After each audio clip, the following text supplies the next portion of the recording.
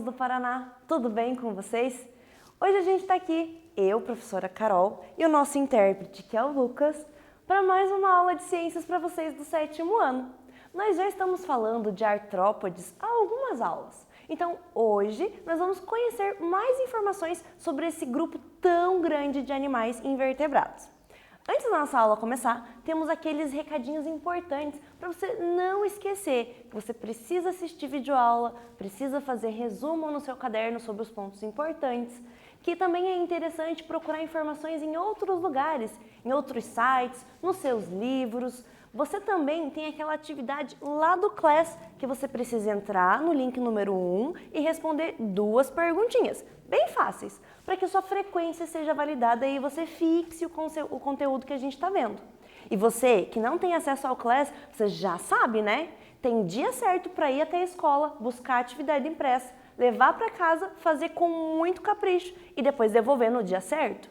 Nós estamos, galera, no 3º trimestre. Agora não dá mais tempo de bobear. Tem hora para levar, tem hora para buscar, então não perde os prazos. E você que faz no Class, corre lá fazer depois que essa aula terminar.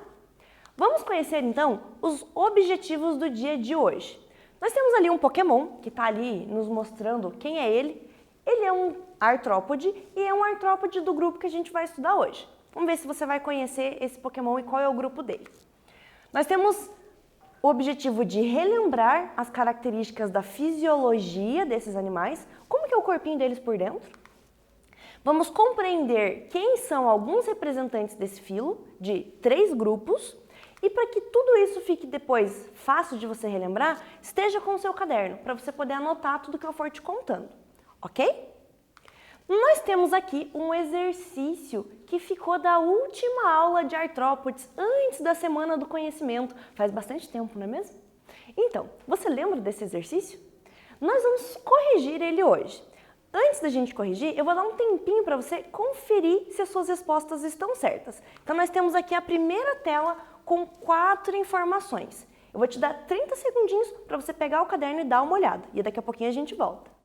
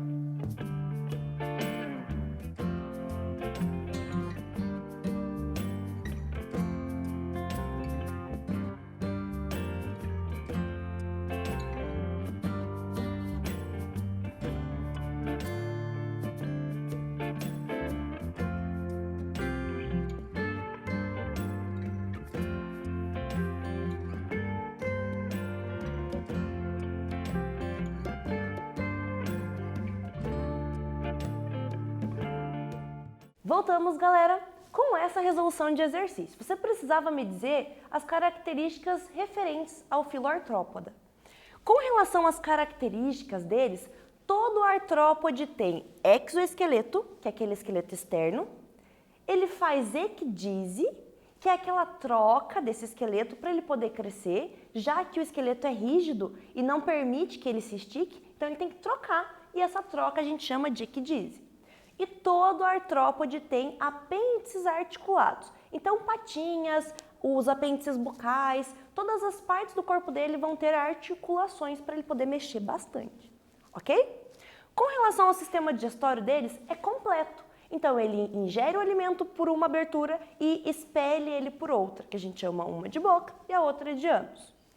O sistema respiratório vai depender do lugar onde ele vive. Então, se ele é um artrópode aquático, ele vai ter uma respiração branquial. Se ele é um artrópode terrestre, ele vai ter uma respiração traqueal, por traqueias ou por brânquias.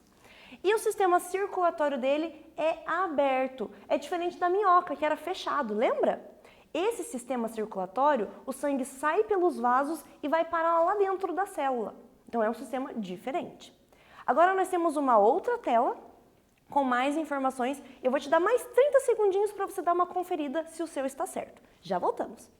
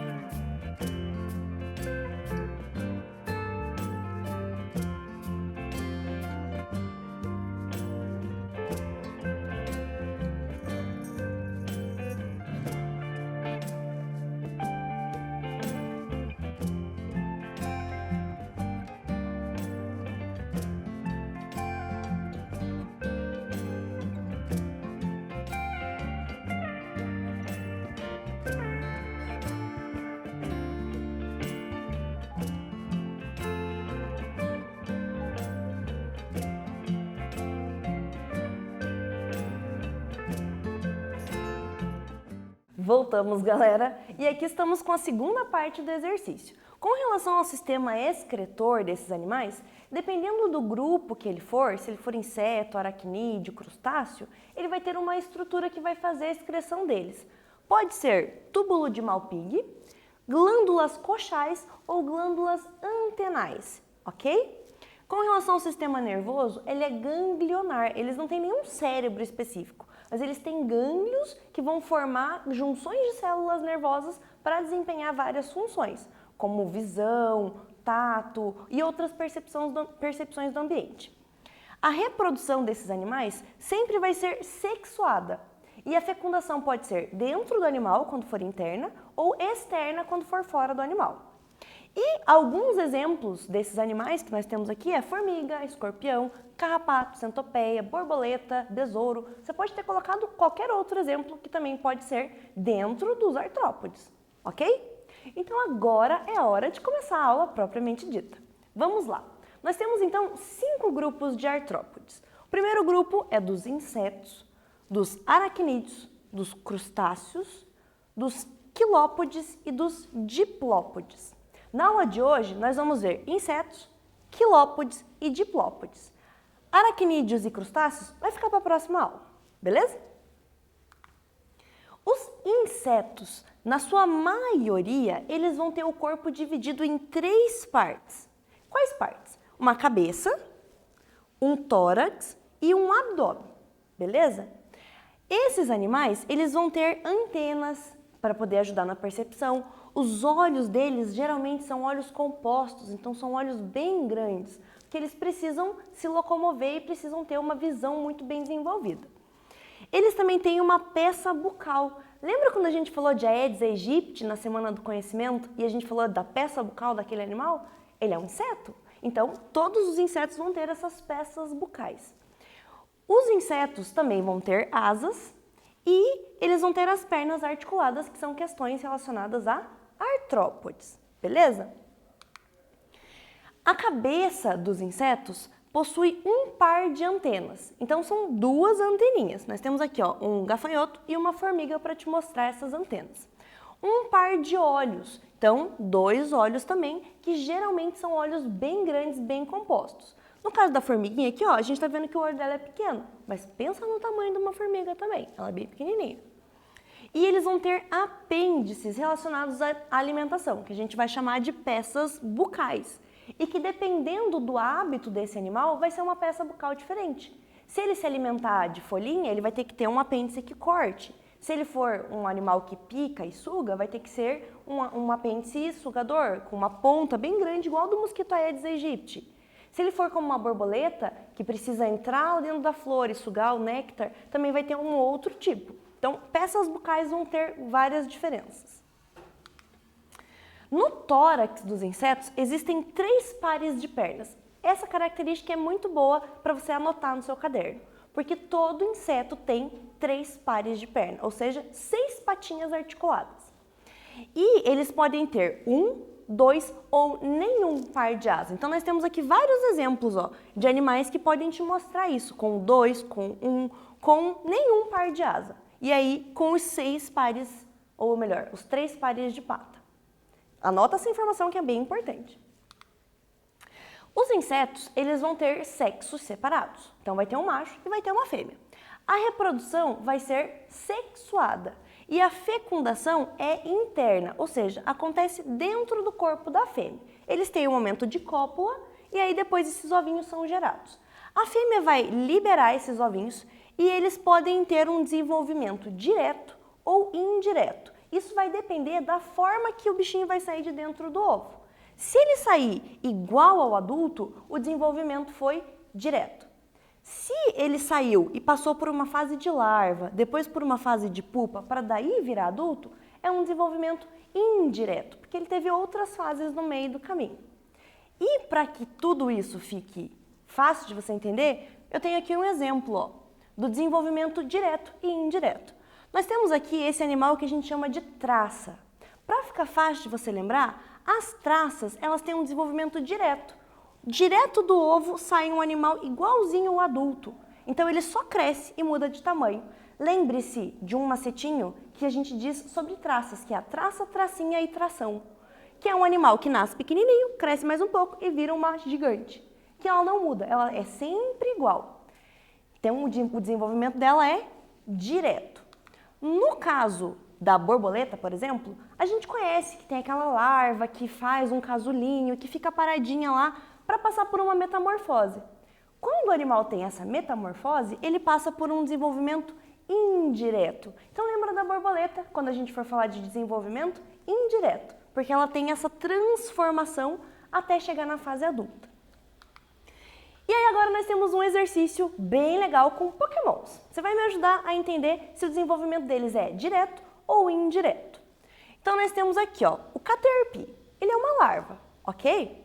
Quando ele evolui, ele passa por uma fase de metapode, que é uma pupa. O metapode, ele vai ter um processo que ele vai ficar paradinho lá e vai esperar um pouco, e depois ele vai virar a Butterfree. E aí, quando a gente analisa essas três fases, será que esse Pokémon tem um desenvolvimento direto ou indireto? Eu vou te dar 30 segundos, daqui a pouco eu volto.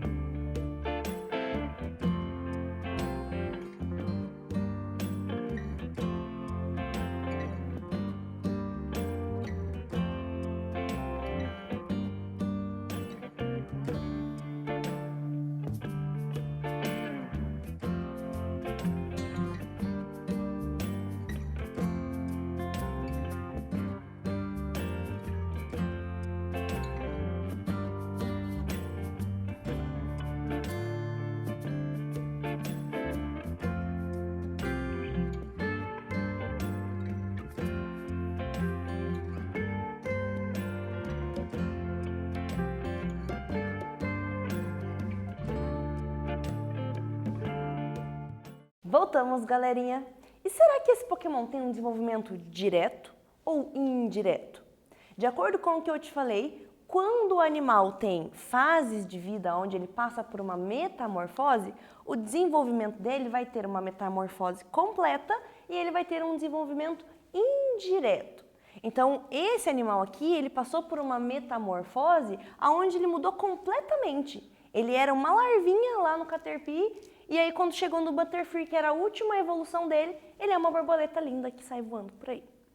Tem um outro exemplo para você desses Pokémons aqui. Você vai me dizer se a metamorfose deles é completa ou incompleta. E aí a gente pode analisar isso com o desenvolvimento deles. Nós temos aqui o Weedle, que é como se fosse uma larvinha. Nós temos o Kakuna, que é uma fase de pupa.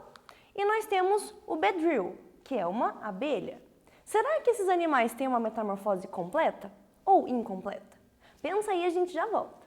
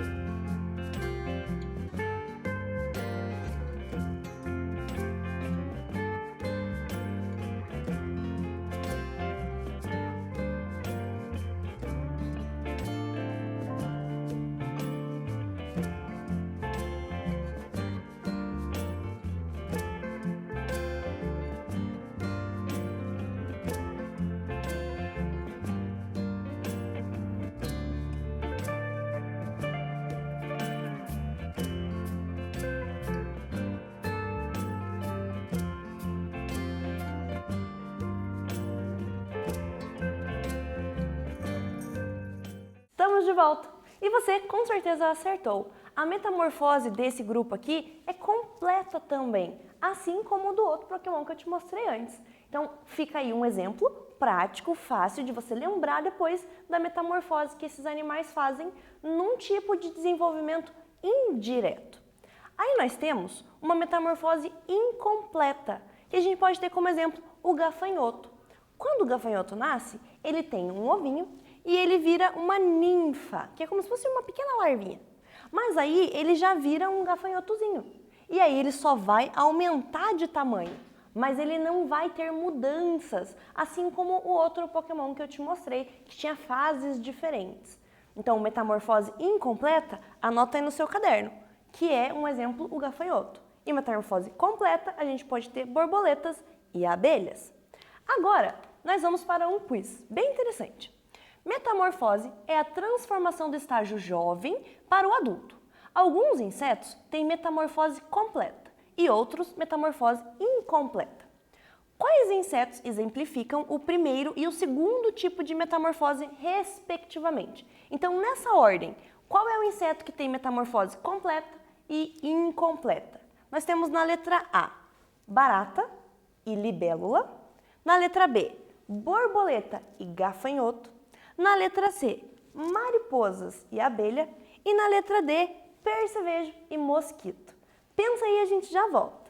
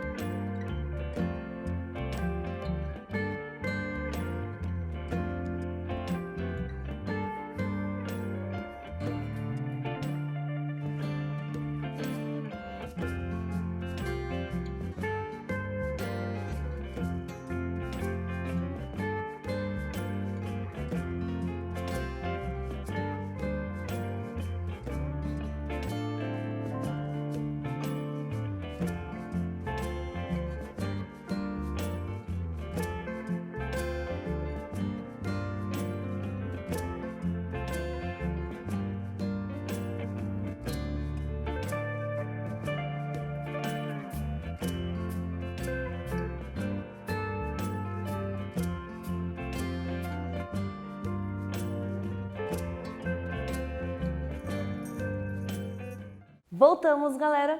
E esse exercício estava muito simples porque nós fizemos as atividades antes com os Pokémons. A alternativa correta é a alternativa da letra B. As borboletas têm uma metamorfose completa e os gafanhotos têm uma metamorfose incompleta, ok? Agora vamos dar continuidade e vamos falar de quilópodes e diplópodes. Você já assistiu The Walking Dead?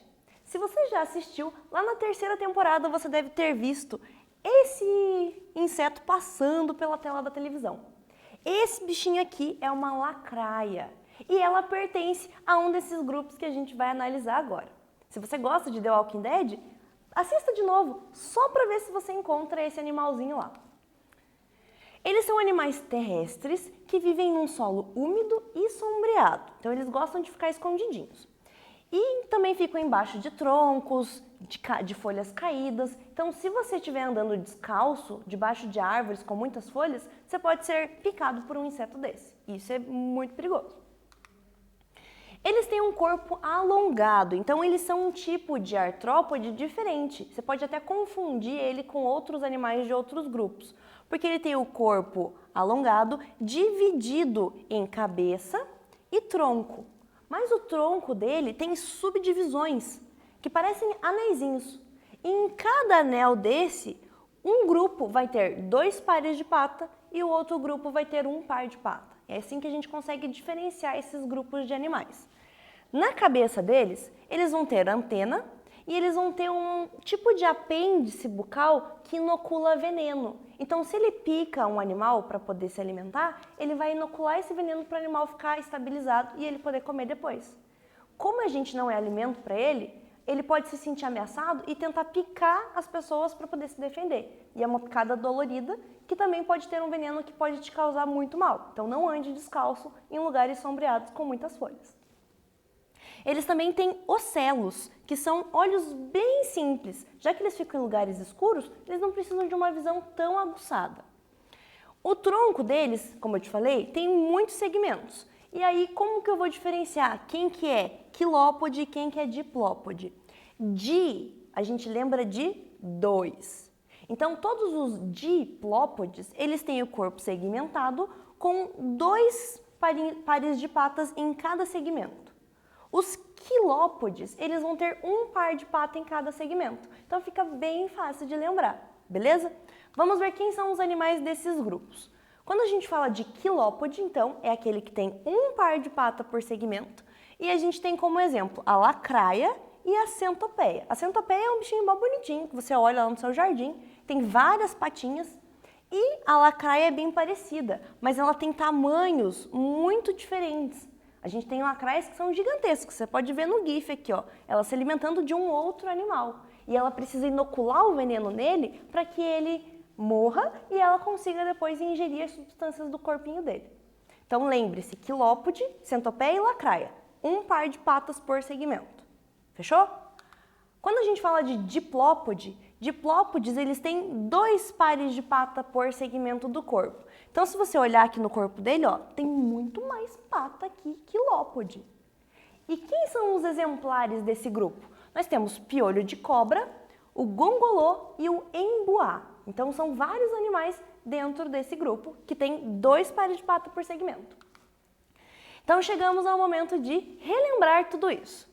Que todos os insetos têm 3 pares de patas, 1 ou 2 pares de asas, ou então nenhum, e 2 antenas. A reprodução deles é sexuada e eles têm desenvolvimento direto ou indireto. Lembra do Pokémon, você nunca mais vai esquecer.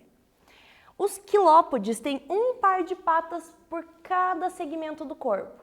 Já os diplópodes têm 2 pares de patas por cada segmento do corpo. Então, anota as informações dessa tela que você depois não vai ter dificuldade para se lembrar das características de cada grupo. Chegamos então no momento de nos despedir. Temos ali uma imagem do Homem-Formiga dizendo thank you para vocês, já que ele é um inseto. Continuem se cuidando, se organizando, tendo uma rotina saudável. A gente vai continuar falando de artrópodes na próxima aula. Então, thank you, muito obrigada, take care, se cuidem e a gente se encontra na próxima aula de ciências. Até mais!